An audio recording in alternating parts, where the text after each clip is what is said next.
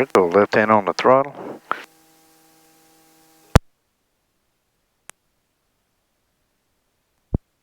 Rolling it a couple more times. Alright, now try it.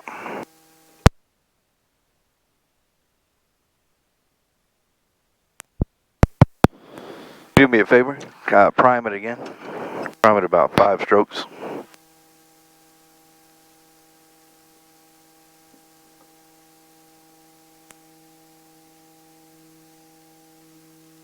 For some reason this thing's gotten cold natured, man. Hard to start. Yeah, it's like a lot of things.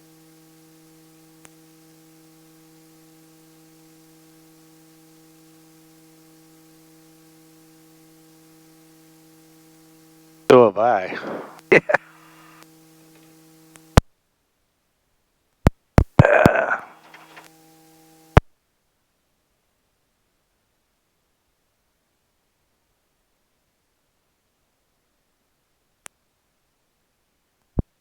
God damn it.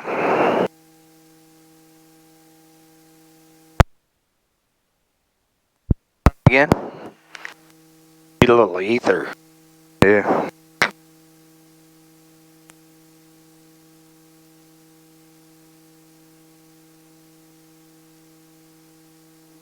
About 5 times?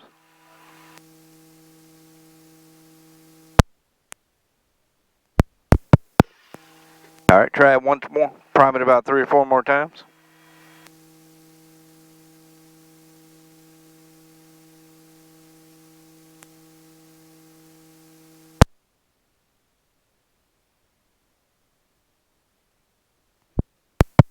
What the fuck?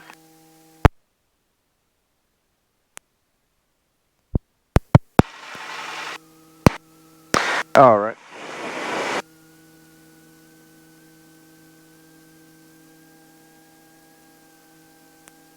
Probably let that warm up a little bit. Yeah. Alright, go ahead and put your headset on.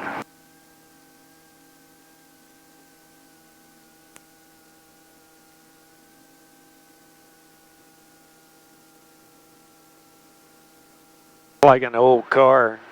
It's always better once it warms up. Alright, you head the aircraft. Alright. So waiting on the clutch light to go out. Clutch light goes out, we'll come up to 70%, 70% for the warm up. If you don't mind, go ahead and put in KJEF.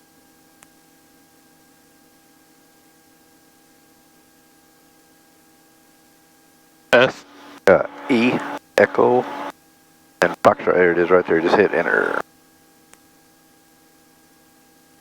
Alright, take the small knob, turn it once to the right, and it should give you the moving map. There you go. Just hadn't found itself yet. So when we're flying in this, do we have to switch over from Memphis to Kansas City Center? We don't even, because we're not going to altitude. And Cape Tower, Skylink, system Mike Echo, holding short 10, VFR to the southwest. I mean, we could do... Skylink 267 Mike Echo, Cape Tower, runway 10, clear for takeoff, on course. We could do VFR flight following with them if y'all wanted to, but if we do, we got to go up to, 2,000 feet or so. Yeah. It's hard for them to get, if we're down 300 or 400 feet over the, or 500 feet or 600 feet or whatever, a lot of times they can't pick you up there. Kind of in hills out in there and stuff. Yeah. So go up to 2,000 or so or 1,500, they can usually get you.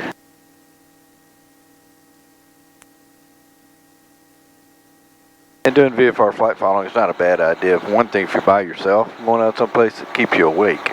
Yeah. Keep you awake and alert because you're listening for the next, next time they talk to you or whatever. Alright, so car beats all the way on. Which is now we're at 70-ish. So let me show you something. I'll roll up to 80. Watch this ugly sounding hum that develops. See that hum right there? Alright. That hum doesn't hurt a thing, but it sounds like hell. Okay, so we usually just leave it right at 70. But if you'll notice, if you let your RPM start creeping up a little bit, when you get up, it'll actually start humming even at about, right there at about 75, you can hear it start. They all do it. All the R44s have that horrible sounding hum right at 80%. So, all right, just waiting on the gauges to get up in the green. We got a little bit more to go.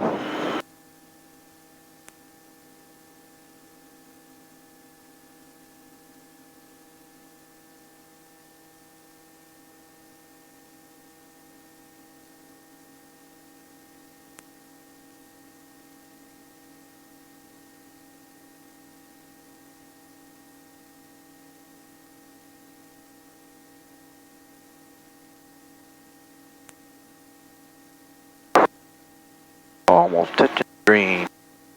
Okay, so I've had two R44s. The magnetos, the little drive gear on the magneto is actually plastic, it's not metal. And I've had two different R44s shear off the drive gear and lose the mag in R44s. And both of them have done it when the engine was relatively cold, like first start of the day, like this. So I usually tell people when we get it started and get all ready to pick it up, I'll have you pick up and we'll hover it for about a good 30 seconds or so before we actually, talk to the tower and then actually transition on out and be on our way. But it's not a bad idea to hover it for a good 30 seconds or 60 seconds or something.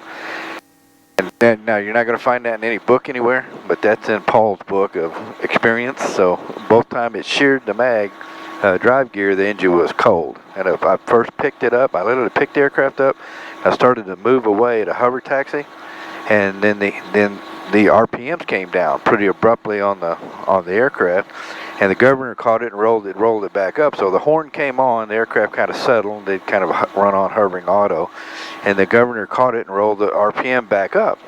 But I looked down, manifold pressure was like 26 inches or something to hover. I'm like, that something ain't right. That shouldn't have, shut it down and figured out what had happened to it. Well, it did it. I had one other one that did it as well.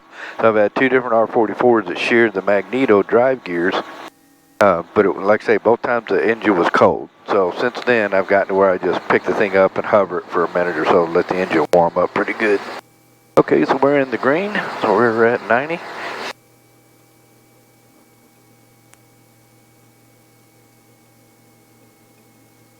Alright, lift to get your horn and your light.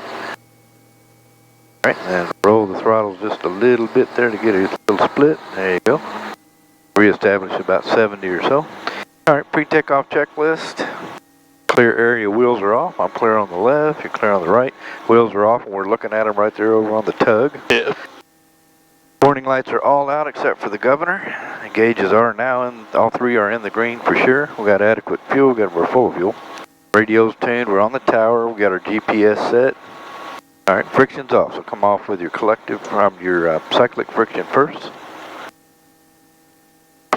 Cyclic friction first. Then the collective friction. The reason you come off with the cyclic friction first is you want directional control of the aircraft for any chance of it getting off the ground. So, alright, then collective friction all the way forward. Roll up to 90%, 90%. Alright, go ahead and turn the governor on. If you don't mind, pull just a little bit of collective and let it